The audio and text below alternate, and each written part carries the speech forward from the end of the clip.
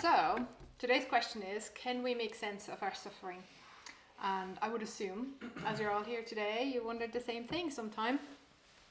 So today I want to look at what is suffering, why do we suffer. I'm going to share some of my personal experience and look at what sense can we make of it. So what is suffering? So the dictionary definition of suffering is the state of undergoing pain, distress and hardship. This is a very broad definition, so it really is a very individual experience. Each one of us has experienced pain and suffering in one way or another, short term or long term. We've all felt pain, physical or emotional pain. Maybe you've lost a loved one recently, or you're going through a life-changing illness. Maybe you're caring for someone who has a mental or physical long-term illness. Have you been distressed? Maybe felt anxiety of meeting people, a job interview maybe. Are you maybe not sure how you're going to heat the house this winter, or whether even you're going to have a house?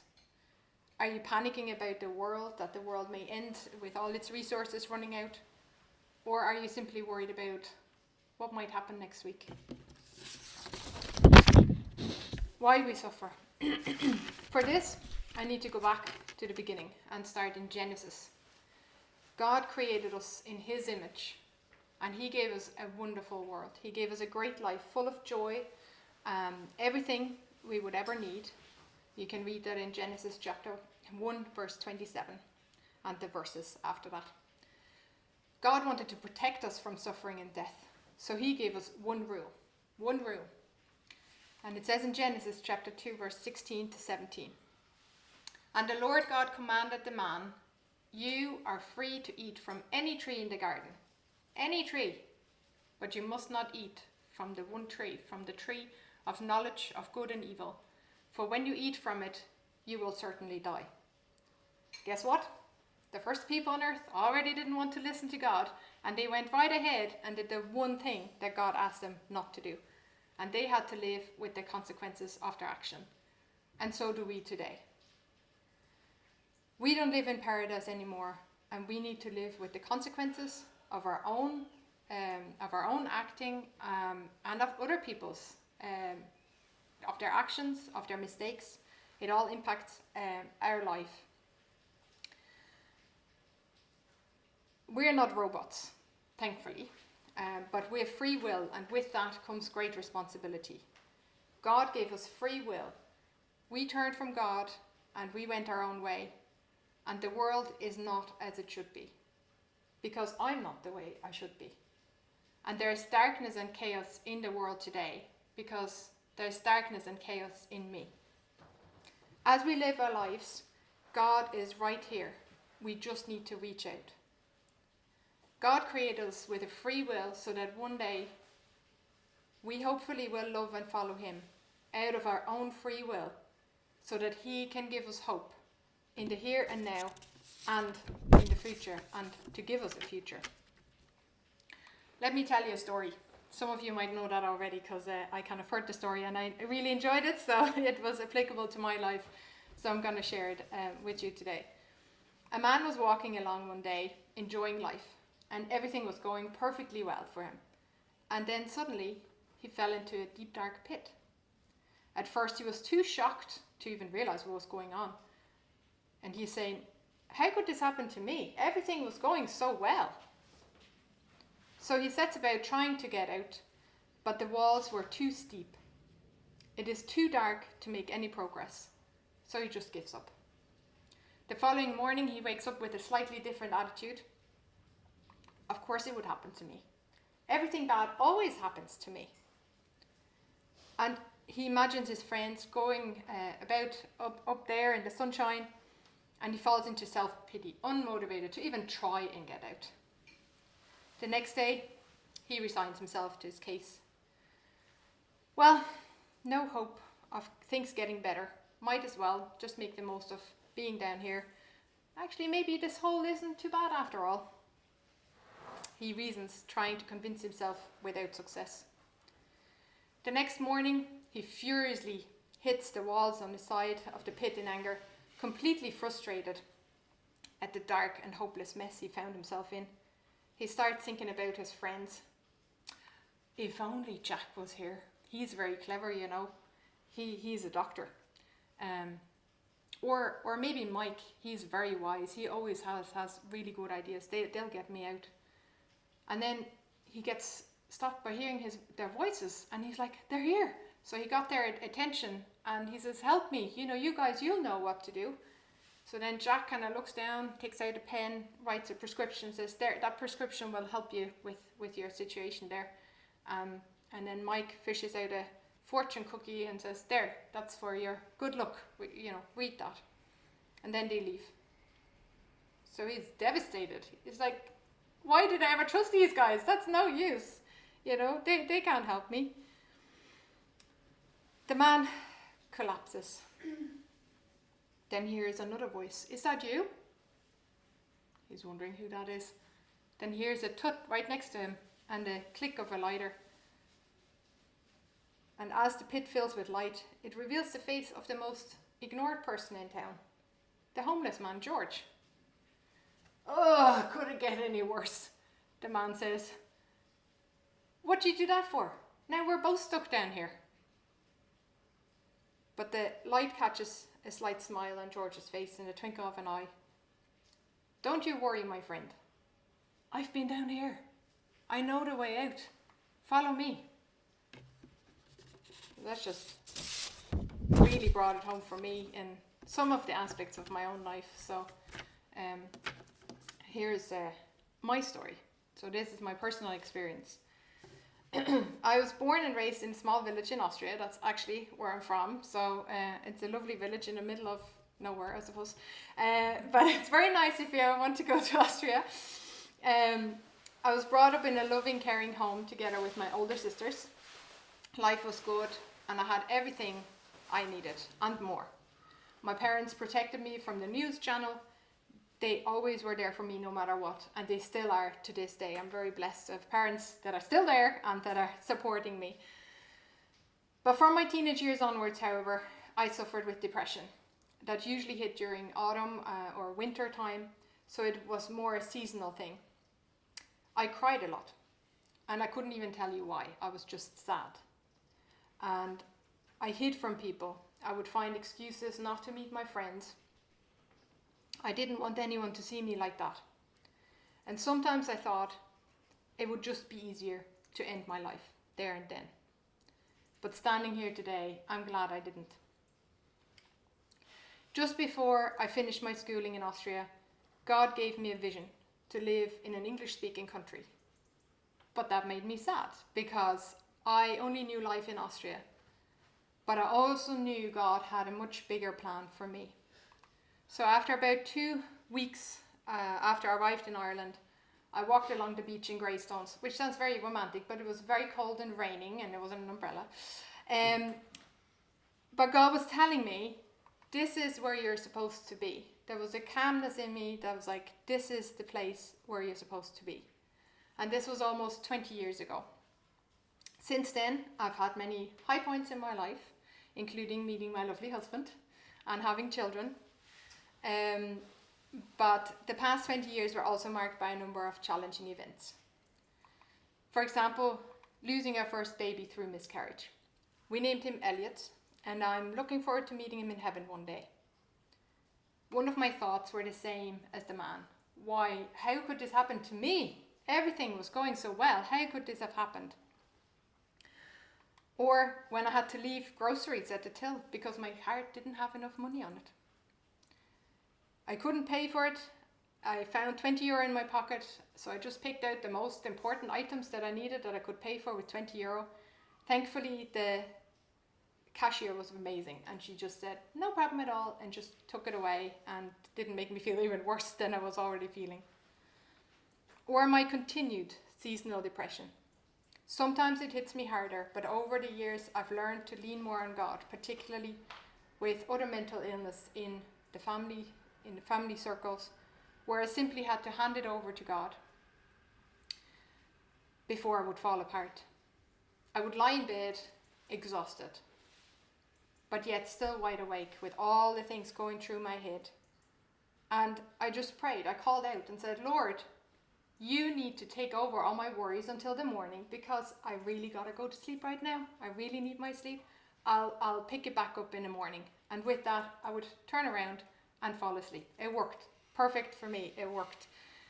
In the morning, however, I did pick up my worries again. I should have left them with God, but I was still determined that I can handle it myself. Very stubborn. I'm getting better at leaving things with God and at handing it over to Him.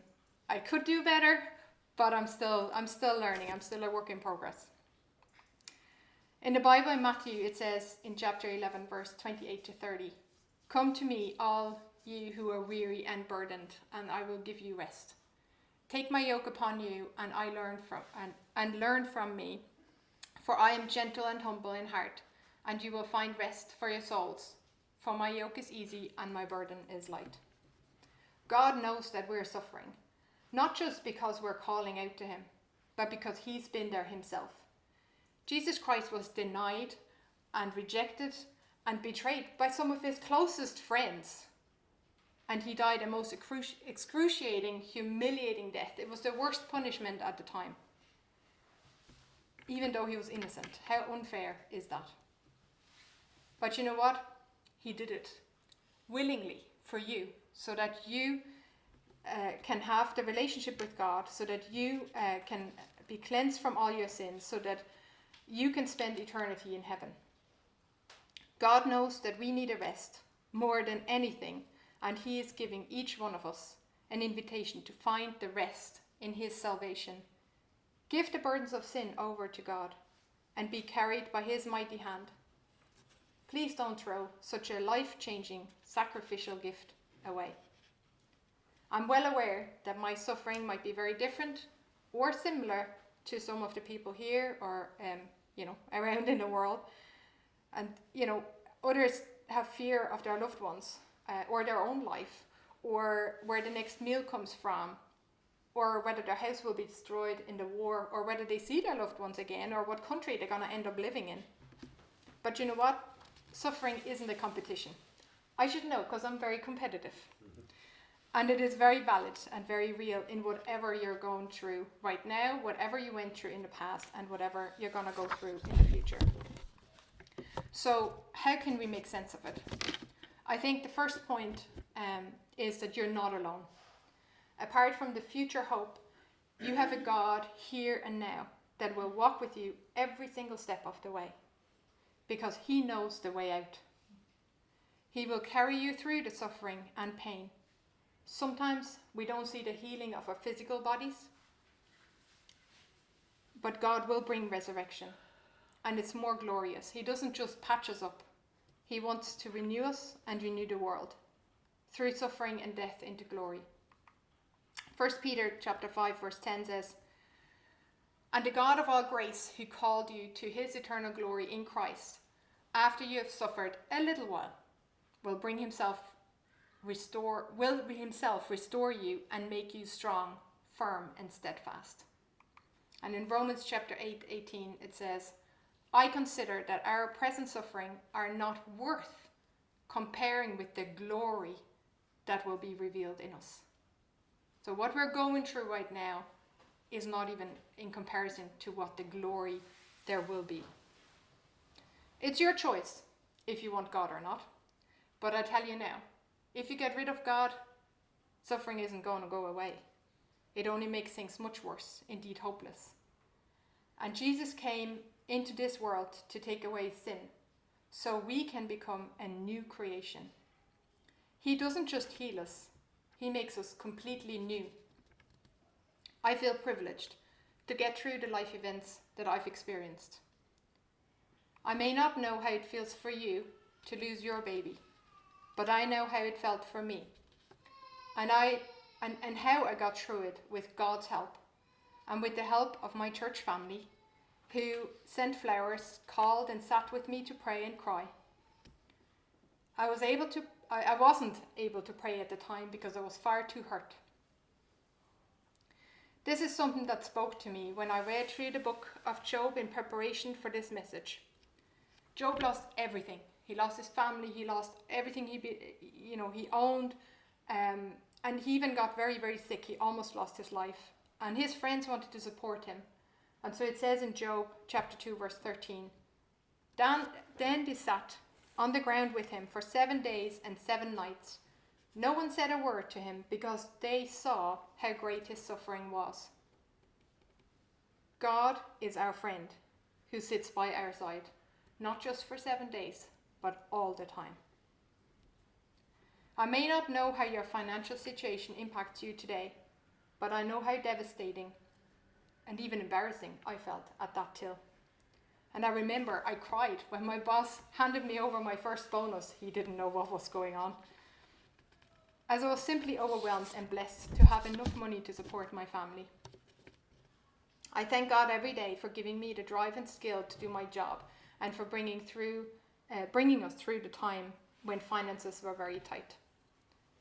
I may not know how depression, anxiety, or other things in life impacts you today, but I know how my life is impacted by mine every single day, and how my mornings start with the call out to God, Lord, help me get through today. With all my life experience, I want to become like George in the other story and come alongside people and you here today and point you to the way out. Jesus is the way out. And he said in John chapter 14, verse 6, I am the way, the truth, and the life. No one comes to the Father except through me. Let me give you another example to finish how we can make sense of our suffering in another aspect. I always say to people, we're made up of 3 aspects, body, mind, and spirit. And you need to look after all 3 to function to your best ability. I have a computer job. I sit at a computer all day. My neck, my shoulder, my arms often get very sore from sitting all day. So I'm very aware that I have to move. With that in mind, I set myself a challenge or a goal at the beginning of the year 2022 that I want to be able to sit on the ground and go into a handstand seemingly effortlessly. I'm not sure if I'll ever get there, but that's my goal anyway. I was always fascinated by it. So I signed up for this 28-day fitness program that says if you do that probably a couple of times, not just 28 days, you'll get there.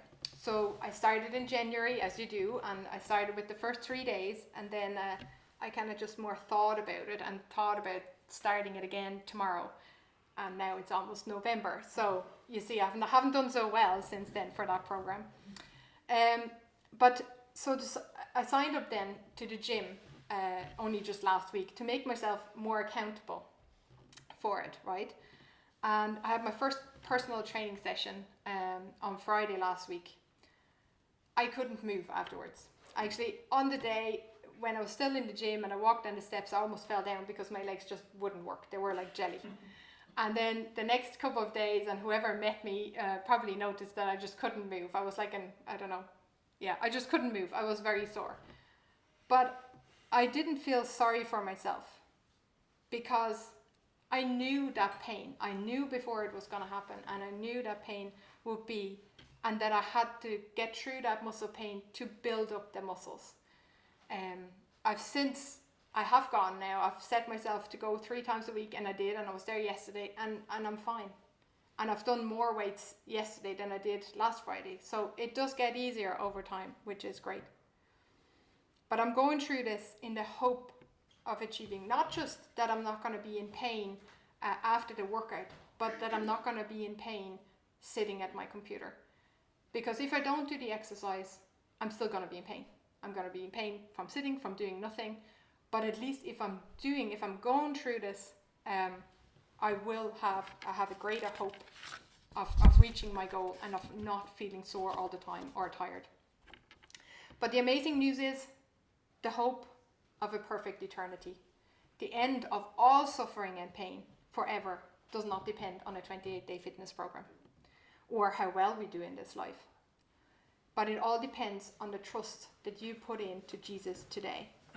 Don't be like me with my fitness plan and always start tomorrow. And that tomorrow took 10 months or possibly never comes. Trust and believe in Jesus and his sacrifice today, and start living with the hope that the suffering you're going through right now will bring you closer to God. John 14:6 again. I am the way, the truth, and the life. No one comes to the Father except through me. So just to remind us of, or to sum up what we went through. What is suffering?